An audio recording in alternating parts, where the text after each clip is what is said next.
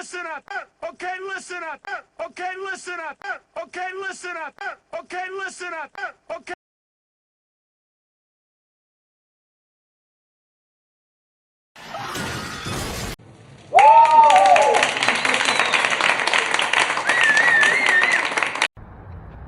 There's a short little clip here. I just cleaned the fuel oil and getting ready to throw some high temperature primer on it.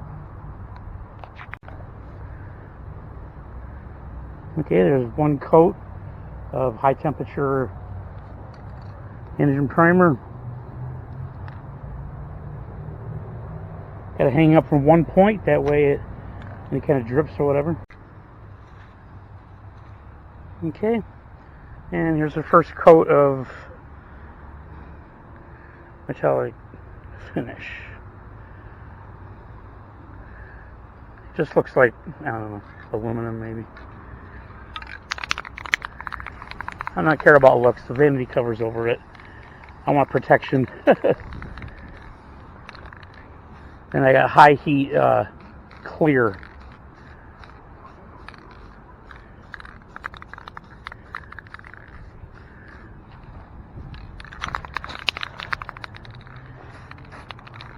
You know, I actually had a person tell me, oh, that's weird that you talking to a camera when you do things.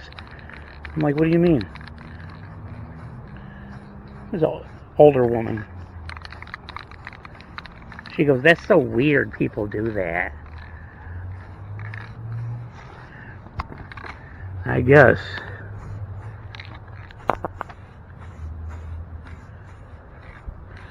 Yeah, it's weird that I'm not dragging my classic car to the junkyard and having a car payment. I guess that's weird. That's not normal. Right? Right. Okay, now that that's out of the way,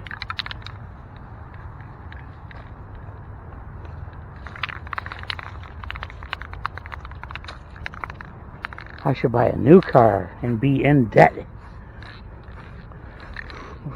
for probably the rest of my life.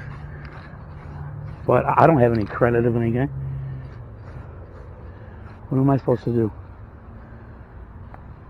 But the real answer is they won't tell you the quiet part out loud because they're authoritative bullies. They don't want you to have a car. They don't want you to have your own transportation. Okay? They want you to be at their mercy and get an Uber, and you know who drives most of those? Yeah, their new voter base. Oh well. So there's that. I'll probably put 2 coats of this, maybe 1. I'm not sure. But I put the primer on pretty heavy, and that's high temperature. That's the most important. Keep the damn oxygen off of it. And this metallic. What is this all? I would guess this is like an enamel. I guess. Yeah. So anyway, you know, just keep the damn oxygen off of it in the heat. You know how this is put together? It's just pieces of pipe bent with a mandrel. Actual, I think it's like maybe 3/4 inch steel pipe, heated and bent in a mandrel, and then here's the one joint right here. When I was cleaning it, you could see the brazing to hold it together. And then the little injector cups, those are brazed on. And then that end is a machine end that's brazed on. It's got flats on it.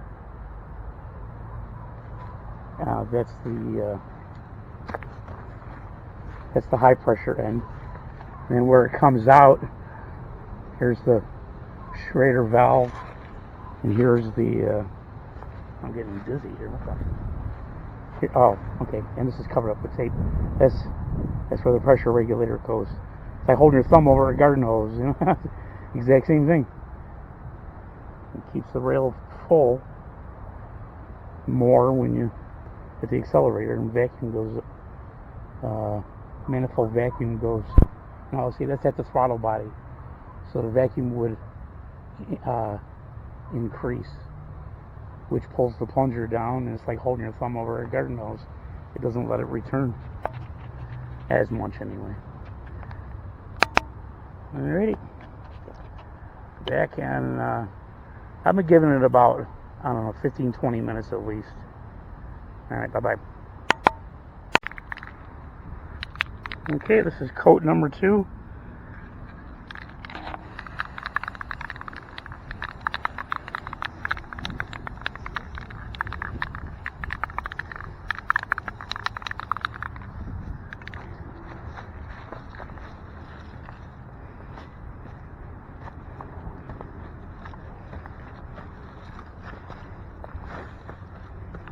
Whoa, hold on. That's why it's a junk tripod. I'm kicking this huge boulder out of the way.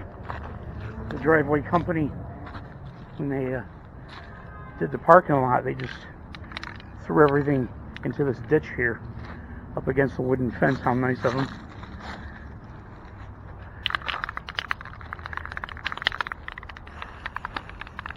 Hey, if you got to truck it away, that's even more. That's a lot of money to get rid of. Because the EPA gets involved. Oh, that's hazardous waste. Which it is kind of, I guess. It's petroleum. It's petroleum based. I guess in Great Britain, they, is this true? They grind it up and use it all over the world. I guess not just Great Britain. They were one of the pioneers of it. Making like, added to roadways and stuff like that. Yeah, you know, they don't have the weather we do here, you know. Maybe they can get by with things like that. So this is the last coat of that. Then I got high heat clear 2000 degrees. Okay, resists up to 2000. So gas and oil resistant. Now that should lock this up pretty good. Always, this is what they're saying, turn it upside down. Okay. Push regular, just gas out. Yeah. Oh, not rusty anymore. After I cleaned it, it wasn't pitted or anything. It's just on the outside, like, you know. Thank God it wasn't pitted. You could buy another one of these. It just comes with the bullshit injectors attached to it. They're like, I don't know, $60, something like that, on eBay. Alright. Be back in a little while. Okay, we got 2 coats of high temperature primer, 2 coats of the aluminum colored, and now we got first coat of Rust-Oleum High Heat 2000 clear, and it dumbs it right down. It, I should say knock it down, and it knocks down the bling of it.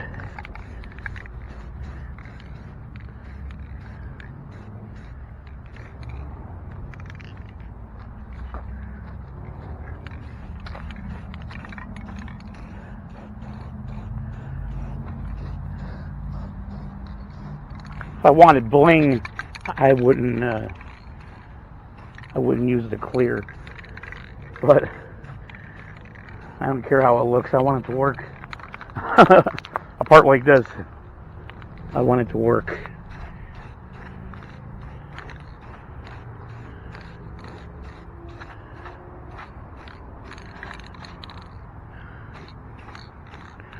Because this is a coating, you know, you put it on I don't know, kind of heavy. It's not really paint.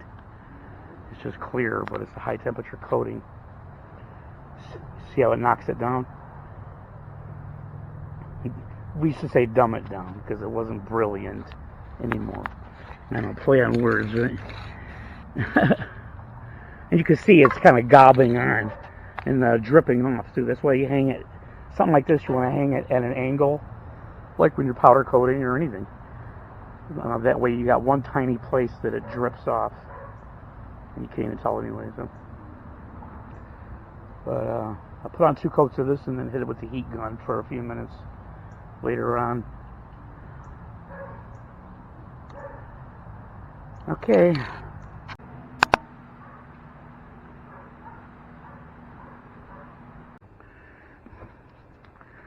Here's my. He's got it going.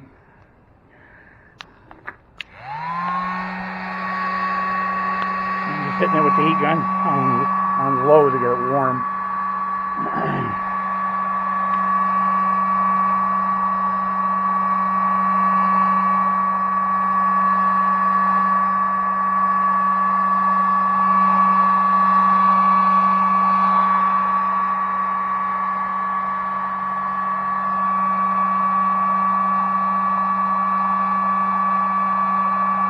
You don't want to get it too hot too quick, because it will scorch it. You don't want to do that. It's gassed off by now, but you don't want to push it.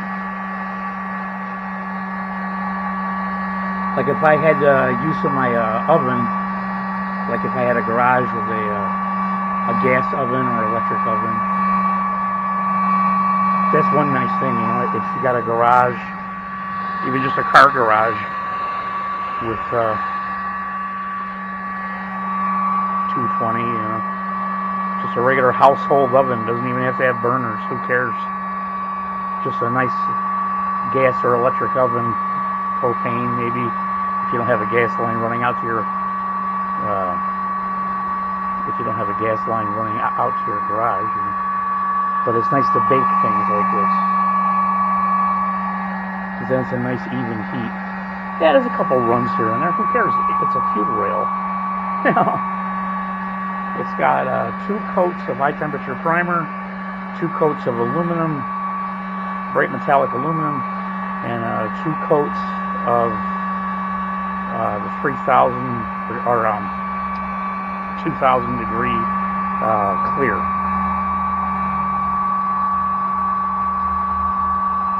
I'd like for this to be ready by tomorrow night at the latest.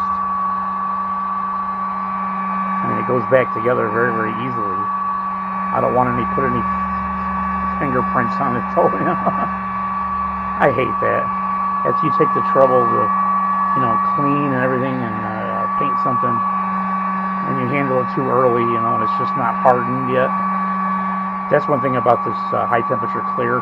It takes a long time to harden. A long time. Especially when you put it on like I did. It makes like a real coating,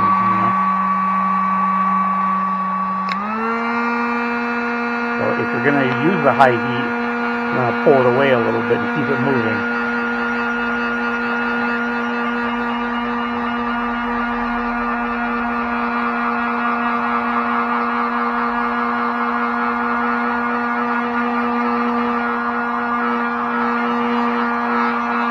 I didn't pull the tape off yet.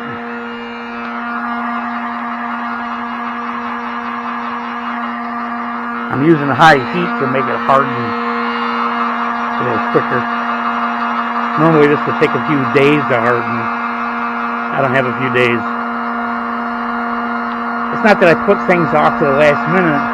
I didn't know that, it's like this is like the last minute that, you got to get this done, My landlord doesn't want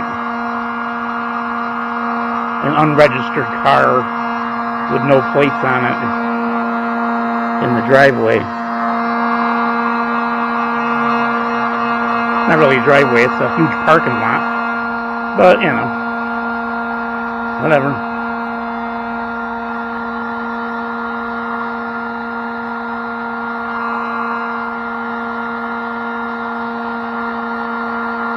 can watch the tape, the masking tape with all the paint and clear on it. It just bubbles.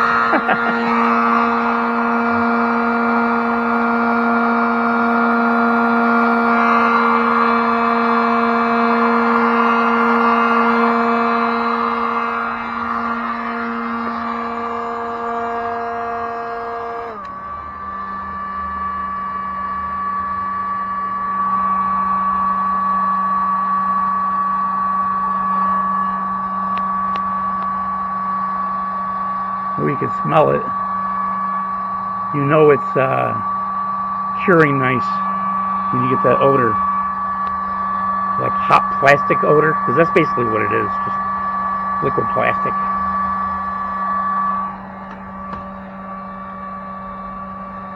I got it near my apartment door here, propped up on my recycle bin, and the old tripod and the expandable shower rod. And just a zip tie.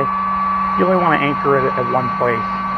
That way all your paint will drip down into one corner and then on the ground, you know. I'm not sitting there doing multiple coats or, you know what I mean, like, you know, to make it perfect. Somebody coming up the driveway.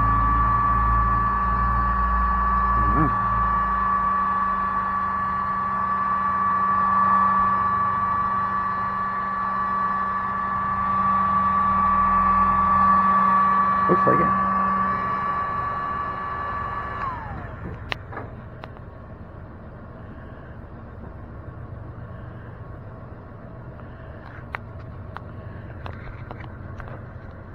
You can, hey sir, you can pull back here and turn around and make it easier for you when you leave. All right, I appreciate that. It's more, a lot better than backing out. Right. Okay.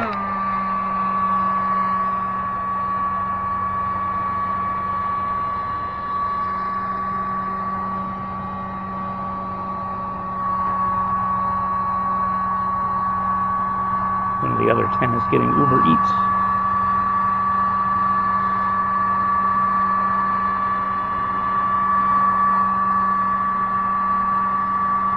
This actually turned out nice.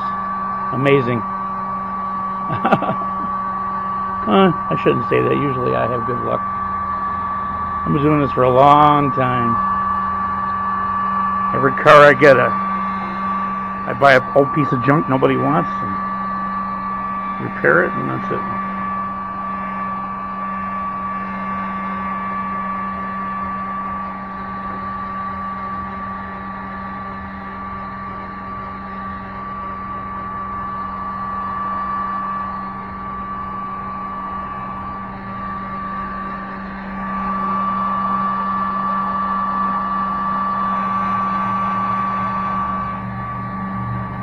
There's actually a part number on this. Kind of hard to read though. It's stamped on the one end piece that mounts a pressure regulator.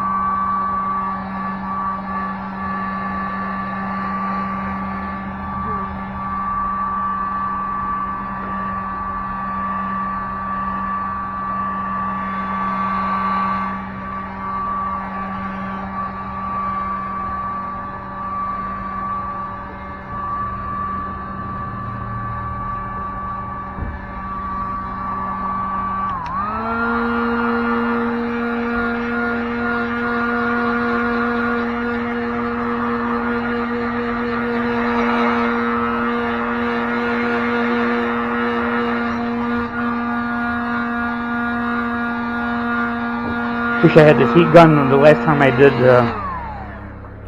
the manifold and all that. He'd be there forever though. A big thick cast aluminum manifold. If you see my one picture, it's on top of a heater.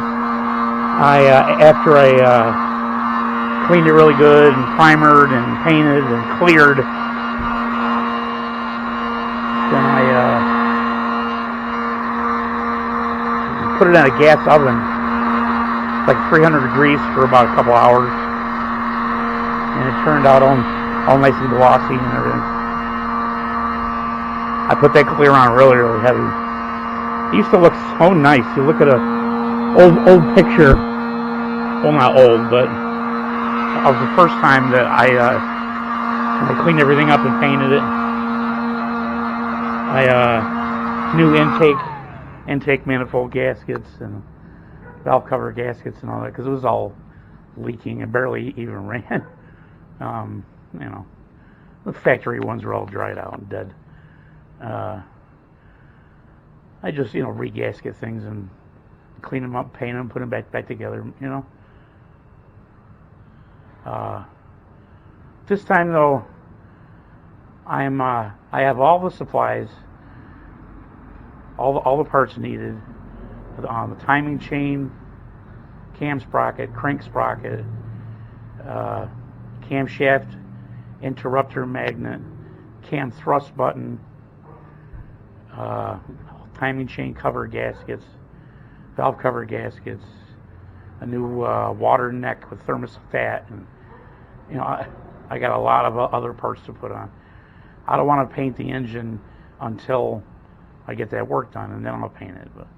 So that's on the back burner. But I have everything. I just, maybe next year. I don't know where I'll be living next year. As long as my car's legal, I guess the guy doesn't care. What's he gonna say? Oh, you have to drive it every day? I don't want to. I told him, as it is, I want to leave the last thing, which will be Wednesday. Put it up on blocks, up on stands, and then do the underneath work, and that'll be Wednesday and Thursday, and I have until Friday to be done. So it's not going to take 2 days to just clean up the undercarriage and throw some rust preventative on it. I got a huge tarp to put down under the car, so no mess on the parking lot, zero. But this had to be taken care of. It was, you saw it, it was very, very rusty. All it takes is one tiny pinhole. All of a sudden your car's dead, literally, because it will catch fire. Alrighty, have a good night. And a little tire inflator's dead. I'm tired of putting up with that anyway. I only use it about 3 times and it's dead. That's all they're good for. So I'm going to break out my new air compressor. I bought this in 2019, and it's been in my warehouse along with everything else that I bought before I went in the hospital. They don't even make this anymore. You can't even buy it. It's 8-gallon oil lubricated. Only one you can buy now is the same exact thing, but it's made by a different a different name on it, and it's a 10-gallon. Now I have an extra tank, and I bought the necessary attachments to add 5-gallon capacity onto this. So it'll be an actual 13-gallon air compressor. Not immediately, though. I just needed to pump up the tires right now. You gotta break this out to pump up tires. That's kind of bad, but I don't have any choice. When I put the extra tank on, that's gonna be for underneath sandblasting and calipers and the undercarriage and pull off the subframe again and redo that better and all that. But this is just, that's all in the future. Not right now. Okay.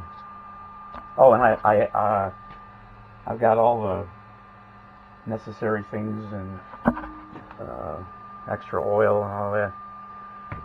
Everything's oil-free nowadays. Who in their right mind would buy an oil-free air compressor? If you're just painting, okay, yeah. But for everyday use, you know how fast those things wear out? If you don't have any lubrication, they're not as good as an oil air compressor. No way. I wouldn't paint with an oil air compressor anyway. I mean, I don't know. And I wouldn't want to have both oil and oil free. That would be dumb, So if you really, really need to make this oil free, you put one of the separators on it. That's all. It's just a little attachment you put it into the line. Takes out the oil, takes out the water. How hard is that? I'm not going to, that's like buying, a crescent wrench that only does. This is a crescent wrench. An oil-free air compressor is a regular wrench. You got one choice, this size, period. This is very versatile. Maybe that's why they don't make it no more. I don't know. Conspiracy. Everything's a conspiracy. It's 8 gallons, 125 psi, 2 running horsepower. Yeah, I can't even buy these anymore. Alrighty, folks. Bye. Hasta la vista.